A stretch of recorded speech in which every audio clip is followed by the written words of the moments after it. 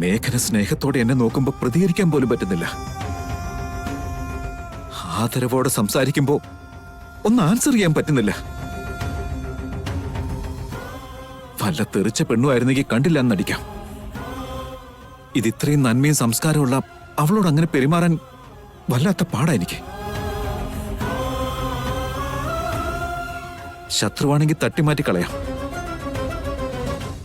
ഇത്ര എന്നെ സ്നേഹിക്കുന്ന അവളിന്ന് അകന്ന് നിൽക്കാനും കഴിയുന്നില്ല. എനിക്ക് ഞാനായിട്ട് നിൽക്കാനും പറ്റുന്നില്ല, അവളെ സ്നേഹിക്കാനും പറ്റുന്നില്ല. ഞാൻ ഇതിനിടയ്ക്ക് കിടന്ന് ശ്വാസം മുട്ടുന്നത് ആരും അറിയുന്നില്ല.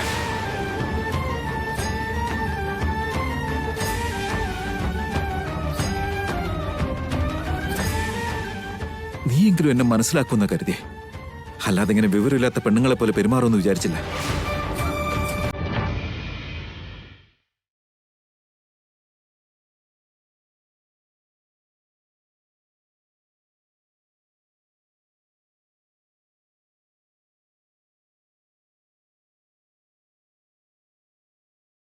സോറി ബേബി, മെസ്സേജിന്റെ റിപ്ലൈ കിട്ടാത്തതിന്റെ വിഷമത്തില് ഞാൻ നിന്റെ വിഷമത്തെക്കുറിച്ച് ചിന്തിച്ചില്ല.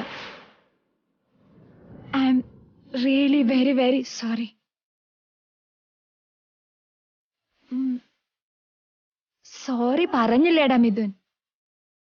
ഇനി എന്തിനാ മുഖം ഇങ്ങനെ കുത്തി വീർപ്പിച്ചോണ്ട്? പ്ലീസ്.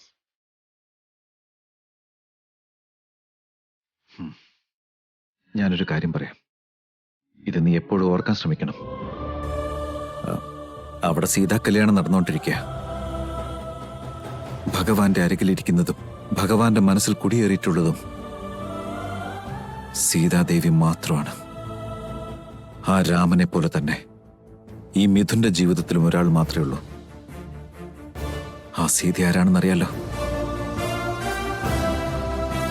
I love U.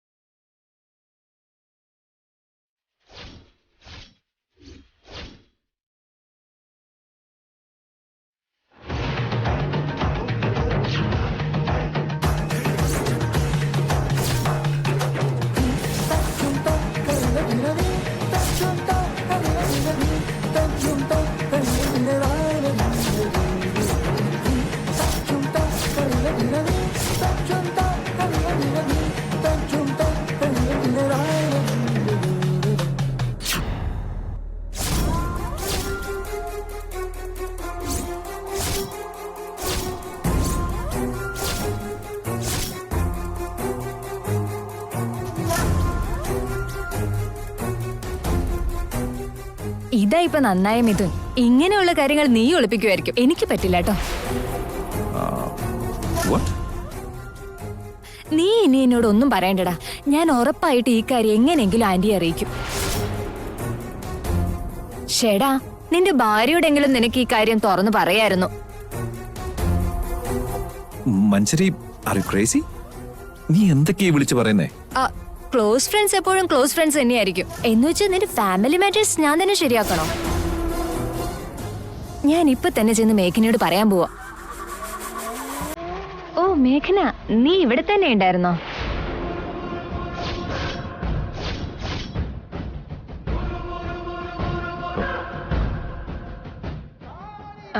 മിഥുന്റെ കാര്യം അറിയോ? കാല് രണ്ടും അനക്കാൻ പറ്റാത്ത അവസ്ഥയാ.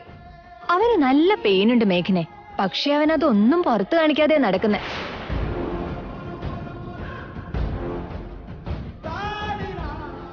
ദേ ഇപ്പൊ തന്നെ കണ്ടോ? നീ ഇങ്ങോട്ട് വരുന്നതിന് തൊട്ടു മുമ്പ് താഴെ വീഴാൻ തുടങ്ങിയതാ. ഞാൻ പിടിച്ചില്ലായിരുന്നെങ്കിൽ കാണായിരുന്നു.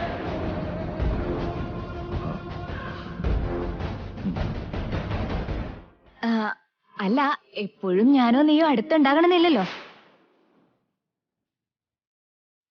ഇത്രയും വേദനയും സഹിച്ചോണ്ട് ഇവൻ എന്തിനാ ഇതൊക്കെ ചെയ്തു കൂട്ടുന്നേ? അതുകൊണ്ട് ഞാൻ ഈ കാര്യം ആന്റിയോട് പറയാൻ പോവാ. അതിനവൻ സമ്മതിക്കുന്നുമില്ല.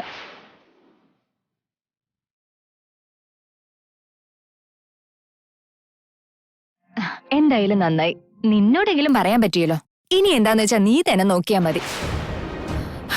ഇനി ഈ ഒരു കാര്യത്തിൽ നിങ്ങൾ ഭാര്യയും ഭർത്താവും കൂടി എന്ത് വേണമെങ്കിലും തീരുമാനിച്ചു.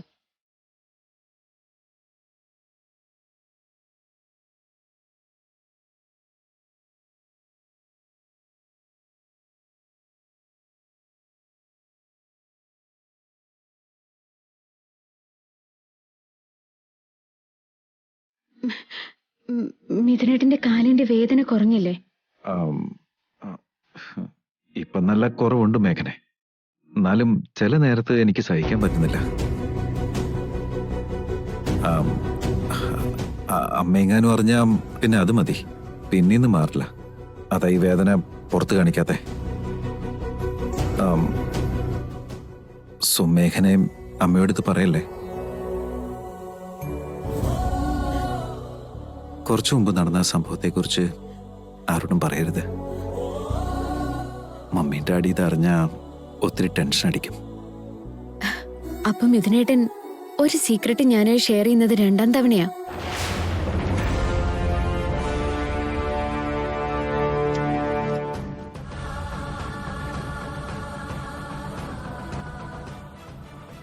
ഓ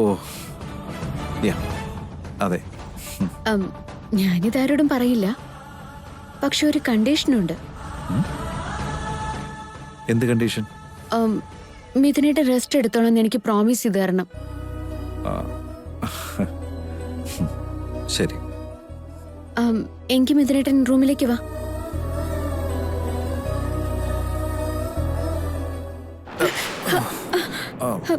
ഇങ്ങനെ വേദന വെച്ചോണ്ട് നടന്നാ വീണ്ടും എവിടെയെങ്കിലും ചെന്ന് വീഴും. ഏട്ടൻ എന്റെ തോളിലേക്ക് കൈവച്ചേ. സാരമില്ല, ഞാൻ നടന്നു. തോളിലേക്ക് കൈവച്ചോ.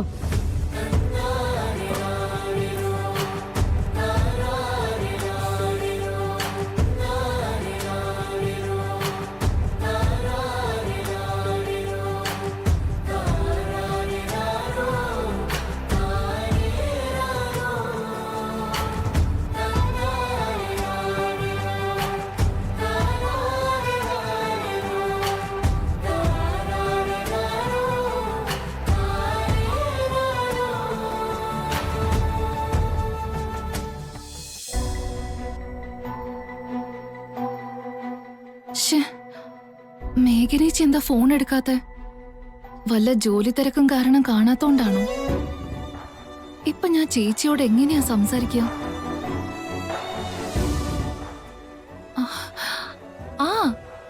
അവരുടെ വീട്ടിലൊരു ലാൻഡ് ലൈൻ ഉണ്ടല്ലോ, അതിൽ വിളിച്ചു നോക്കാം. അവിടെ ആരെങ്കിലും എടുക്കുമ്പോ ചേച്ചിക്ക് കൊടുക്കാൻ പറയാം. അപ്പൊ ചേച്ചിക്കും കോൾ അറ്റൻഡ് ചെയ്യാതെ പറ്റില്ലല്ലോ.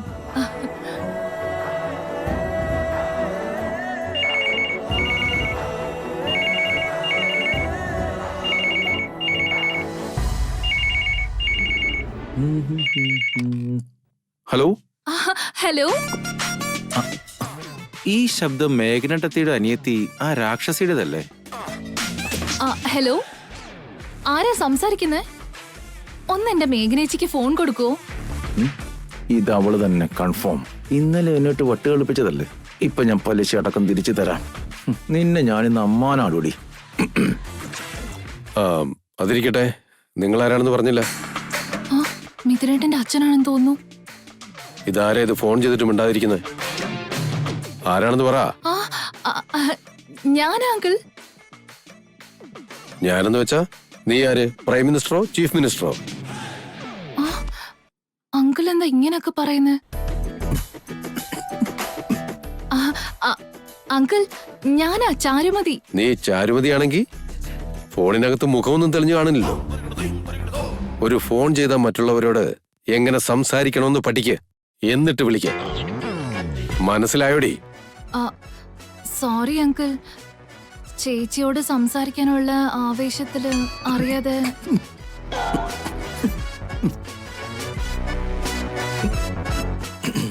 ആവേശത്തിൽ സംസാരിച്ചാൽ മാത്രം പോരാ, ആലോചിച്ച് സംസാരിക്കണം. ഒരു പെൺകുട്ടിക്ക് ഇത്രയ്ക്ക് വിവരമില്ലെന്ന് വെച്ചാൽ എന്താ ചെയ്യാ? I am really sorry uncle. ഇനി ഒരിക്കലും ആവർത്തിക്കില്ല. എടാ വിവേക്, ആ വലിച്ച വല്യച്ഛനോ? അപ്പൊ ഇത്രയും നേരം എന്നെ കുരങ്ങളപ്പിച്ചത് അങ്കിളല്ല, വിവേകാ.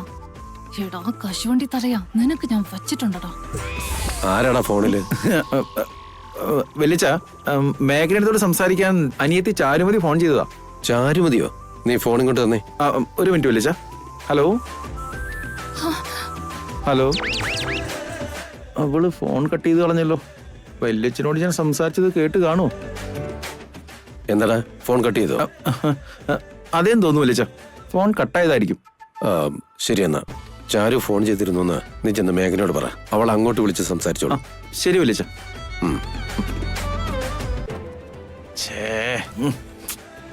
ഇനി ഇവളെങ്ങാനും ഇതിനെ കുറിച്ച് മേഘനടുത്തോട് പറയൂ? ഒന്നും വേണ്ടിയിരുന്നില്ല അല്ലേ?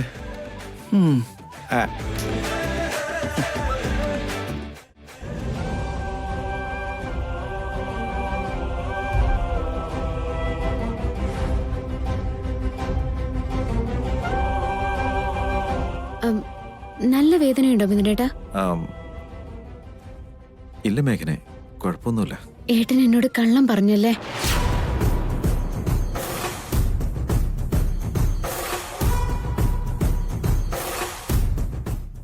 കള്ളം പറഞ്ഞെന്നോ? പിന്നല്ലാതെ കാലിന്റെ വേദന കുറഞ്ഞു എന്ന് കള്ളം പറഞ്ഞതല്ലായിരുന്നോ? മഞ്ചരി സത്യനോട് പറഞ്ഞില്ലായിരുന്നെങ്കിൽ ഞാനിത് ഒരിക്കലും അറിയില്ലായിരുന്നു. ഞാൻ മിഥുനേട്ടന്റെ ഭാര്യയല്ലേ? ഏട്ടന്റെ തന്നെ ഒരു ഭാഗം. ഞാനൊന്നും അറിയരുതെന്നും എന്നോടൊന്നും പറയരുതെന്നും ഏട്ടൻ എന്തിനാ വിചാരിക്കുന്നേ? അങ്ങനെയൊന്നും അല്ല മേഘനെ. നുണകൾ നമുക്ക് രണ്ടുപേർക്കിടയിലുള്ള ദൂരം കൂട്ടും മിഥുനേട്ടാ. മറിച്ച് സത്യം ആ അകലം കുറയ്ക്ക മാത്രമല്ല, വിശ്വാസം കൂട്ടുകയും ചെയ്യും. ഭാര്യയ്ക്കും ഭർത്താവിനിടയിലുള്ള സുതാര്യത വിശ്വാസത്തിന് ആക്കം കൂട്ടും.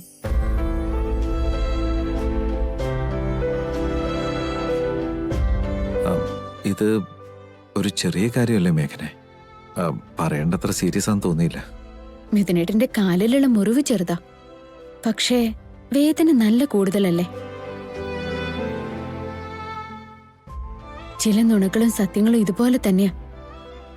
പുറത്തുനിന്ന് നോക്കുമ്പോ ചെറുതാണെന്ന് തോന്നിയാലും അതുകൊണ്ടുണ്ടാവുന്ന വേദന വലുതായിരിക്കും, സഹിക്കാൻ പറ്റാത്ത അത്രയും. അതുകൊണ്ടല്ല മേഘനെ, എന്റെ ബുദ്ധിമുട്ടും കൂടി നിന്നോട് പറഞ്ഞ നീ അതൊക്കെ ഓർത്ത് വെറുതെ വിഷമിക്കില്ലെന്നോർത്താ ഇങ്ങനെ ചിലത് പറയാതിരിക്കുന്നേ. മിഥുനേട്ടനെ ശുശ്രൂഷിക്കുക എന്നുള്ളത് എനിക്ക് ഇഷ്ടമുള്ള കാര്യമാണ്. അതൊരിക്കലും ബുദ്ധിമുട്ടല്ല. നിനക്കത് ബുദ്ധിമുട്ടായിരിക്കില്ല, പക്ഷെ എനിക്കാണ്.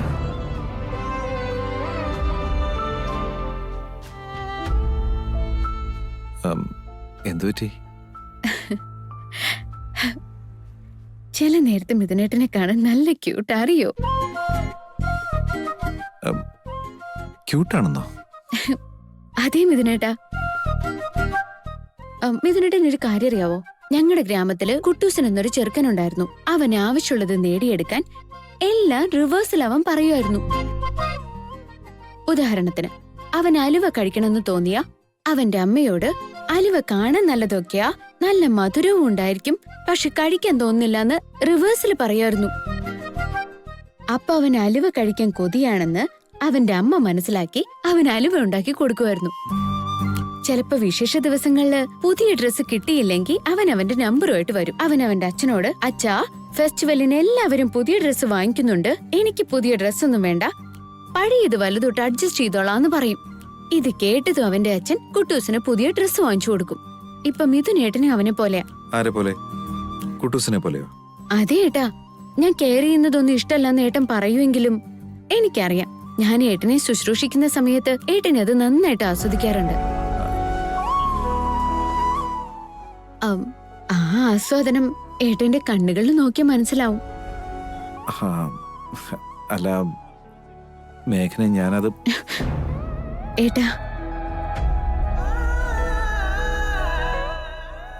ഏട്ടന്റെ മൈൻഡ് സെറ്റ് ക്ലിയർ ആയിട്ട് എനിക്ക് അറിയില്ലെങ്കിലും മനസ്സിലുള്ള കാര്യങ്ങളിൽ ചിലതൊക്കെ എനിക്ക് മനസ്സിലാവുന്നുണ്ട്.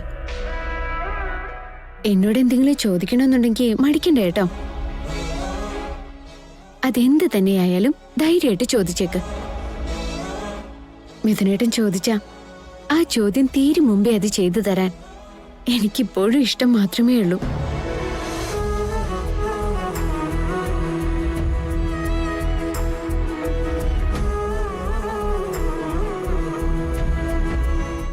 എങ്കിൽ ശരി, റെസ്റ്റ് എടുത്തോളൂ.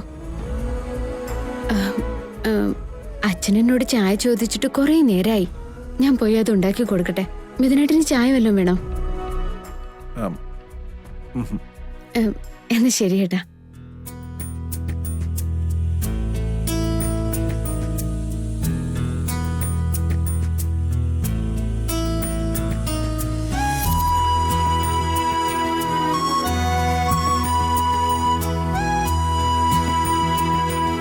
ഞാൻ മിഥുനേട്ടന്റെ ഭാര്യയമ്മേ. ചിലപ്പോ എന്റെ ജീവൻ പോയാലും എനിക്ക് യാതൊരു കുഴപ്പമില്ല. പക്ഷെ മിഥുനേട്ടന് എന്തേലും പറ്റിയ എനിക്കത് സഹിക്കാനാവില്ല അമ്മേ.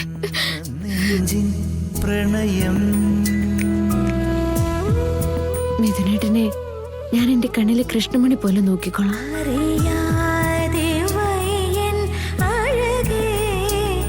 നിങ്ങളോട് നിങ്ങളുടെ ഭാര്യയ്ക്ക് എന്തൊരു സ്നേഹമാ സർ.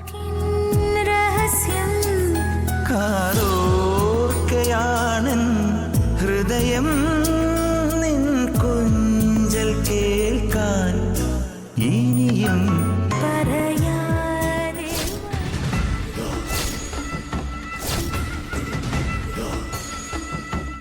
നീ എന്താ മഞ്ജരി പറയുന്നത്? നീയും മിഥുന് ഹഗ് ചെയ്തപ്പോ മേഘന അത് കണ്ടെന്നോ? പിടിക്കപ്പെടുമ്പോഴുണ്ടാവുന്ന പേടിയും രക്ഷപ്പെടുമ്പോഴുണ്ടാവുന്ന ധൈര്യവും ഒരേ നേരത്തെ ഞാൻ അനുഭവിച്ചത്. കുറച്ചുകൂടെ ഒക്കെ ഒന്ന് ശ്രദ്ധിക്കണമായിരുന്നു മഞ്ജരി. മേഘനയ്ക്ക് ലോകവിവരം വളരെ കുറവായതുകൊണ്ട് കവർ ചെയ്ത് പുറത്തിടാൻ കഴിഞ്ഞു. അല്ലായിരുന്നെങ്കിൽ ഞാൻ ശരിക്കും അവളുടെ മുമ്പിൽ പെട്ടുപോയേനെ. നിന്നെ കാണുമ്പോ എനിക്ക് സഹതാപം തോന്നുന്നു. അതെന്തിനാ ആന്റി? മിഥുനെയും മേഘനയും തമ്മിൽ അകറ്റാനുള്ള പ്ലാനുമായിട്ട് വന്നിട്ട് ഒടുവിൽ നീ തന്നെ അവിടെ ലോക്കായി. ഇനി അവരെ തമ്മിൽ അകറ്റിയിട്ട് ആ സ്ഥാനം നേടിയെടുക്കാൻ നിനക്ക് പറ്റുമെന്ന് തോന്നുന്നുണ്ടോ? ഈ കല്യാണം താലി എന്നൊക്കെ പറയുന്ന സാധനത്തിനെ ഒരു 1.5 കട്ടിയാ മഞ്ജരി. കട്ടിയൊക്കെ ആയിരിക്കും, എന്നാലും ഞങ്ങളുടെ പ്രണയബന്ധത്തിന് മുമ്പിൽ ആ താലിയുടെ ബലം വളരെ കുറവാണ് ആന്റി. അത് ശരി. പക്ഷേ ഇന്ന് മിഥുനെ ഹഗ് ചെയ്തതിന്റെ പേരിൽ കണ്ടം വഴി ഓടിയതാരാ? മേഘനയുടെ മുമ്പിൽ പകച്ചുപോയതാരാ? ഇനി എന്റെ ചോദ്യത്തിന് ഉത്തരം പറ. നിങ്ങൾ തമ്മിലുള്ള പ്രണയത്തിനാണോ ആ പരിണയത്തിനാണോ ബലം കൂടുതൽ? മിഥുനടക്കം ഇവിടെയുള്ളവരെല്ലാം എന്റെ സ്വന്തം കുടുംബത്തെ പോലെയാണ് ആന്റി. ഇന്നല്ലെങ്കിൽ മറ്റൊരു നാൾ ഈ വീട്ടിലെ മരുമകളായിട്ട് ഞാൻ ഇവിടെ വന്നിരിക്കും. ആ മേഘനയുടെ സ്ഥാനം അന്നത്തോടെ ഇല്ലാണ്ടാവും. നമുക്കൊന്ന് പ്രാക്ടിക്കലായി സംസാരിക്കാം മഞ്ജരി. കഴിച്ച് കഴിച്ച് കയ്പും കായകൽപ്പമാകും എന്ന് പണ്ടാരാണ്ടോ പറഞ്ഞിട്ടുണ്ടത്രേ. അതുപോലെ തന്നെയാ ഇവിടെ. കുറച്ചുനാള് കഴിയുമ്പോ കയ്പും മധുരിക്കാൻ തുടങ്ങും മഞ്ജരി. ഈ ശീലം എന്നൊക്കെ പറഞ്ഞു കേട്ടിട്ടില്ലേ? കുറച്ചുനാള് കഴിയുമ്പോ ഈ മേഘന എല്ലാവരുടെയും ഒരു ശീലമായി മാറും. അന്ന് തേൻ പോലെ ഈ കുടുംബത്തിന് അവളൊരു മധുരിക്കുന്ന അഡിക്ഷനായി മാറും.